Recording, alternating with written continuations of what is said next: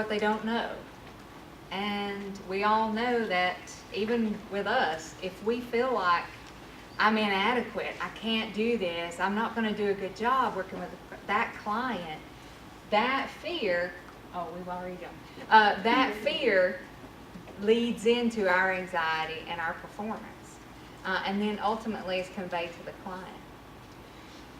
So our goal here is to help calm some of your fears so that our clients effectively get out into the community and become employed. We also can help you communicate that to employers too. And something else I'd like to add is identity. That's another topic. There is a deaf identity. If they were born deaf, or I was born deaf, and I went to residential school for the deaf, I have a deaf identity. I know that. Those who are late deafened in life, what is their identity? Are they hard of hearing? Well, there's no hard of hearing community. There's no hard of hearing language. So where does that leave me? Am I deaf or am I hearing? To which world do I belong? Who am I? So I find myself often stuck in between two worlds. So there's an identity crisis that can occur in that situation. Who am I? For example, if you've got a deaf student who went to a public school, and there are many mainstream programs out there, let's say that program had 20 deaf students. Well, they've got peers, signing peers. Culture can be shared, information and language can be shared. That's quite different than one deaf person in a hearing school with all hearing students. There is no exchange of culture, no linguistic learning of sign language, so there's no identity development, there's no deaf identity development. It has a huge impact, and it depends on what their experiences have been, and it will affect how they confront the world. Are they approaching the world with fear or with confidence? And just to tag on that, I think we have another slide about identity. But just imagine you're a family member or a client or somebody maybe you go to church with who has hearing loss, maybe hasn't accepted it yet. But imagine sitting down at the Thanksgiving table with them. How do they fit in? If there's 12 people sitting at Thanksgiving, they're already trying to read lips across the table with a big flower arrangement right in the middle and a ham over here, and all this. And they're trying to see what's happening down on the end. So where do they fit in? Because they already feel withdrawn and isolated because they're not connected. That's kind of how our clients come in. You mentioned earlier, Janice, about your client who was like the total package, had all the kinds of things going on. But really, it's kind of like an onion. There are multi-layers to all of us. And we can't tease out part of our identity. So that's one way to look at that. And really, the medical community, they're not concerned about identity. They're concerned about fixing what's wrong. That's what doctors take an oath for. They get into that to try and solve something or cure something, to make it better. And so their first instinct may be, oh, well, we have to get you hearing aids, or, oh, your child is deaf, we have to put a cochlear implant on them. But it's not a 100% cure. They don't walk out a complete person. They're already a complete person, So this is just a visual representation of what Jared was mentioning earlier about filling in the gaps. And we kind of wanted to give you a visual for that. You can go to the next screen. Because with hearing aids, language does not look perfect. It's a mechanical, amplified noise. So it may be turned up, the sound may be increased, but the clarity is not. And it's kind of the same with a cochlear implant as well. But with a cochlear implant, if they do the procedure, their auditory nerve is severed. So when they take their processor off, they really know deafness. We'll go back.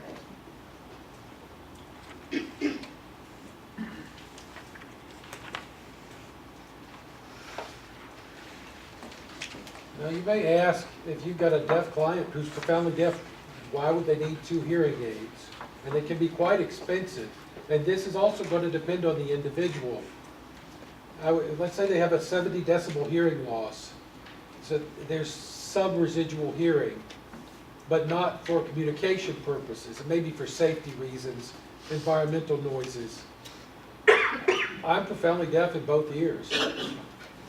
But I don't use hearing aids. Hearing aids don't work for me. Just as an individual, they're not good for me. For me, it's a constant white noise, or it's irritating and it's constant, and it doesn't really help me, so I don't need it. I do use an interpreter. Hearing aids are not, a way that I communicate. I will do lip read sometimes, knowing that it's not 100% accurate. I grew up in North Carolina, in a mountainous area, and then I moved to California. And Los Angeles, California was a different world for me. In North Carolina, I had friends and family. I could use my voice with them. Everyone understood me. Not always 100%, but they pretty much understood me. In California, no one understood me at all. I couldn't understand why, because back home they did. And after that, I moved to Oregon. And I used my voice there and had the same experience. No one understood me. And then I got a job offer here in Georgia as a voc rehab counselor. And the first day when I flew in, I drove to Columbus, stopped to get some dinner in Noonan, at a restaurant there. And the waiter came over and I used my voice. And they understood everything I just said. Wrote down my order, and it made me wonder. I wonder why they got me in North Carolina, but they didn't in California, and they didn't in Oregon. But now they get me again in Georgia, and I wonder, do I have a deaf Southern accent? I love it. But that's an example of, there are regional differences and regional influences. Just as there is in verbal languages, there's also the same in sign language. In different areas of the country, you're going to meet, maybe people move from another area of the U.S. to Georgia, and they're going to use signs. I'll meet people, they use signs that I don't recognize because they're regional signs from another area. They may require some clarification in order to make sure we have effective communication. And when you talk about deaf people from another country, what does their sign language look like? I don't know. So it greatly depends. You have to figure out what their communication skill level is, what their preferences are, and it takes a lot of back and forth with them. You really have to interact. So what do you do if they don't know American Sign Language and they don't know English? Best thing you can do is get a certified deaf interpreter, a CDI. They'll work often with a hearing interpreter as a team. You have a hearing interpreter who would take care of a lot of the English, but with the deaf client who doesn't have any of those languages, that certified deaf interpreter will use gesture and any other strategy that they can to get the information across, or the communication to happen effectively. Jared, if you'll move up just a little bit. On hearing aids, I have this absolutely adorable picture of 2 dogs. Dachshund. Yes, 2 Dachshunds, and one is barking in his ear. It says, "Hey Bob, turn your hearing aid on." And then I have another picture on here, which is kind of small, and it says, "I can't hear you." So I'll just laugh and hope it wasn't a question. How many of you have doctors of your own who probably did not have English as their first language? You have average hearing, and do you understand them completely? No. Just imagine having a hearing loss, using a hearing aid with amplified language, whatever language it might be of theirs. But the struggle that they would go through to understand something. What are you trying to tell me? I'm not saying anything about you, Rod. I did not point any fingers. That's right, because you're the real Rod. We know. That's right. And I must ask you a question. Also, Rod, that's right. Yeah. So just think, And Jared mentioned earlier that research does show it takes a person about 7 years to process what's going on. Why can't I hear? It's, you know, they hate to talk on the phone. They don't, well, I hate to talk on the phone. Just text me. But when you think about it, they've gone through so many frustrating experiences. And then they come to VR. Why do they come to VR? It's not a good situation when they come to us. They've either lost their job, they're potentially losing their job, they don't fit in at their job, their boss has gotten crabby at them, maybe it's their wife's gotten crabby at them, but life is not in a good spot. So by the time they get to us and they're reaching assistance, they're reaching out for assistance, we want them to be welcomed and received and with a calm environment. Let's go ahead. And we can go to the next slide. And speaking of that situation, when it gets to that point, I have an example from my experience at working with one client in particular. He came to VR, and what happened, what led them there, before they worked in a prison as a corrections officer. And one evening, he woke up literally overnight unable to hear in his left ear. He was completely deaf. So he took medical leave and was tested and tried to figure out what was wrong. 2 weeks later, he lost all of the hearing in his right ear as well. And he had no idea why. Was it an illness? What? So they, after a lot of testing, I mean, well, he went to an audiologist and a doctor and everything. They tried hearing aids. Hearing aids didn't work. There was a great deal of struggle and frustration. So he decided to have surgery, cochlear implant.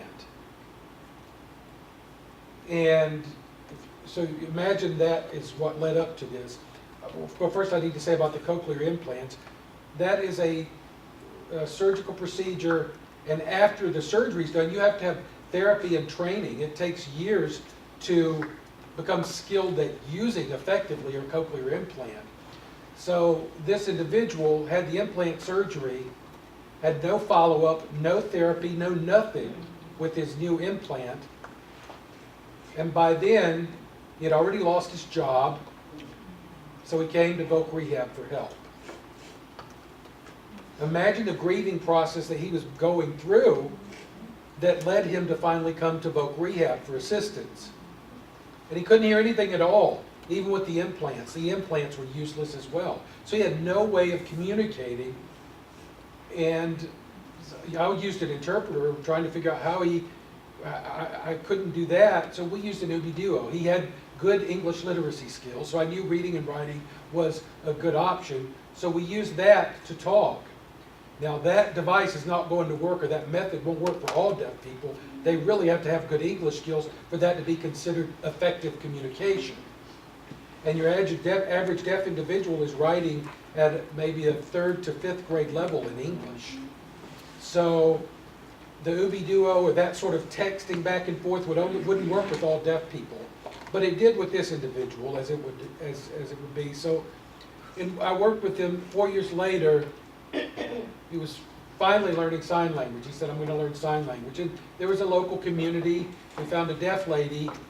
This was a black individual, so I found a very nice black lady who was deaf because they shared a culture. And it seemed like the most likely or beneficial learning situation for him.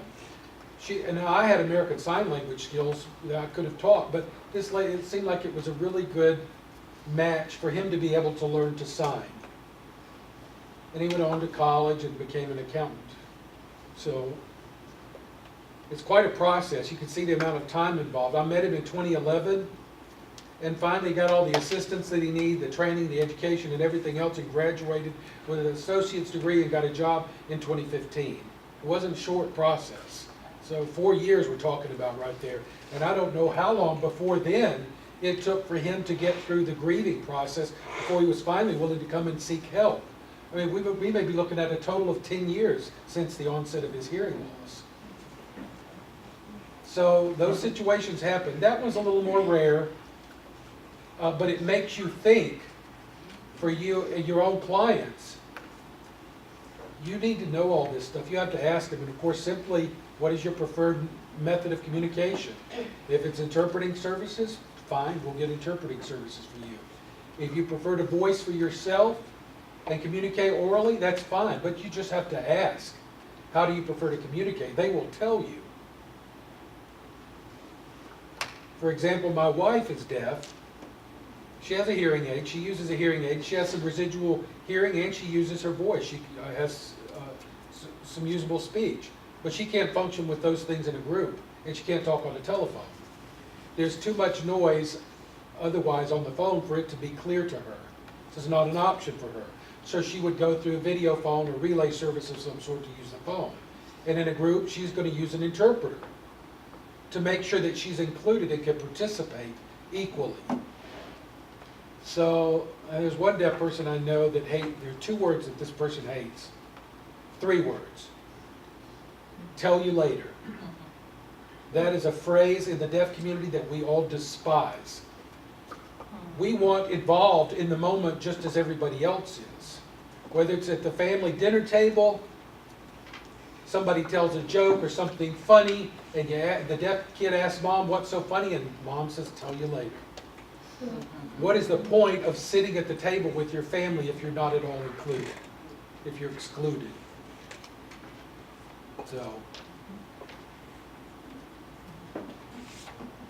So what Jerry talked about, that example that he gave, that's what VR is all about. That example to me hits home with, if you teach a man to fish, you feed him for a lifetime versus hand him a fish because you fed him once. So I love that example. We won't get much into cochlear implants. You'll see some of this later on in a different module. But really the cochlear implant is the medical fix. That's what they think. It's predominantly being done now on very, very young children. In the deaf community, it's a hot topic. The children don't have a choice. The parents decide for them. But really, me as a parent, and I'm a mama, if the doctor came to me and said, your baby just failed this test, my new baby, less than 24 hours or 24 hours old, the nurse or the doctor says, oh, your baby just failed this hearing test. It's an automatic, oh, what do we do? So medically, they want to fix it. Yes, it's a very negative or despective perspective. But it is brain surgery. It is invasive. Right now at this moment, VR does not pay for the surgical part of it. We will pay for lots of auxiliary services. And I expect in the near future, we will actually assist with the surgery because it's no longer considered elective in some arenas. But it's become more widely accepted, I guess you could say. But it's their choice. By the time they get to us, they're adults. But it does, it is brain surgery. They go behind the ear, they remove a chunk of the skull, they put a magnet on the back there, and they run a copper wire through the cochlea of the ear. So you can kind of see it comes in here, and then runs all the way down and loops in right there in the cochlea. And that is the mechanical recreation of sound. And that's what that does. So it's not a cure.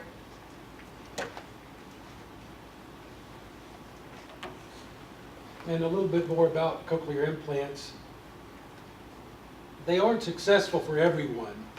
There's a screening process that you have to go to see if you're qualified or appropriate for that surgery, and if you can be paid for, or you have the skill to participate in a verbal or speech-driven conversation. So there's a screening process for that.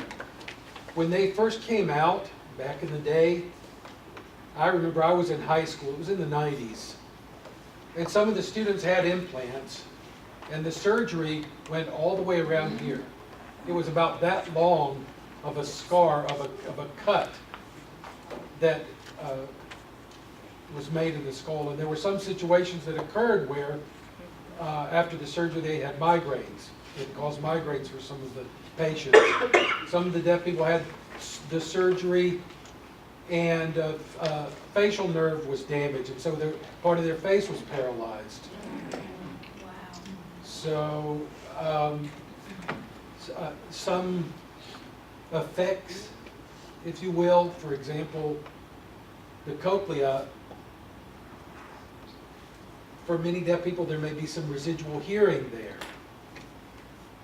And I remember one deaf person telling me that before they could hear a 5-string guitar when it was strummed, after they had the implant surgery, they could only hear 3. So it doesn't mean, again, not at 100% effective. Another example of that would be, there's a treatment process after the surgery to help them adapt to the implant. And some go through that and learn how to, and they have the skills to be successful in using it, while others struggle and struggle and struggle and eventually give up. So that's why I say this is it's a hot topic, it's very controversial, it's a sticky topic in the deaf community. And usually, if it's the individual's decision to do that, they're usually accepting of that, but when it comes to children, not so much. And it's because the medical community has no regard for identity. And of course, they see that language development issue from age 3 to 5, and it's valuable, and they think the implant's the answer, but it isn't always the answer. And the reason I say this is because the normal ear has about 100,000 channels. Your brain has already learned how to filter out sounds. I mean, whether it's outside, there are sounds out there that you know to filter out, whether it's an airplane flying over or what have you. So there are a lot of different sounds that your brain filters. That's already developed in your brain. So imagine a deaf person, even if it's an adult, hearing for the first time with this, it's not the same experience. And the brain isn't in the same place. It's a very lengthy process. And so if you think about that 100,000 channels, the implant, I think, maxes out at 25. I think there are about 25 channels that can afford the recipient. That's quite a different number as compared to the 100,000 in a normal ear. So that's why I say be careful. And if you're dealing with clients, it may be that you try hearing aid first to see if that's effective for them. They decide they want an implant, that's fine. But I would caution you, because I think it's important to know the difference between a hearing aid and an implant. What do you think that difference is?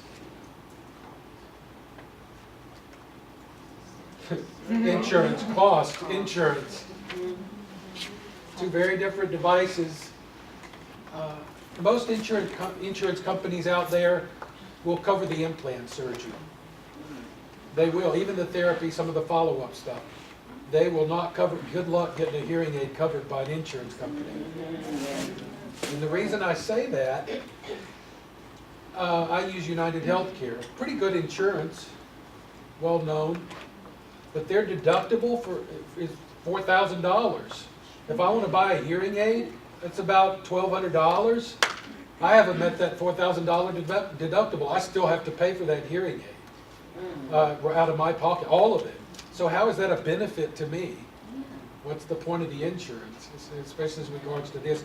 Blue Cross Blue Shield, that insurance company is notoriously not deaf-friendly.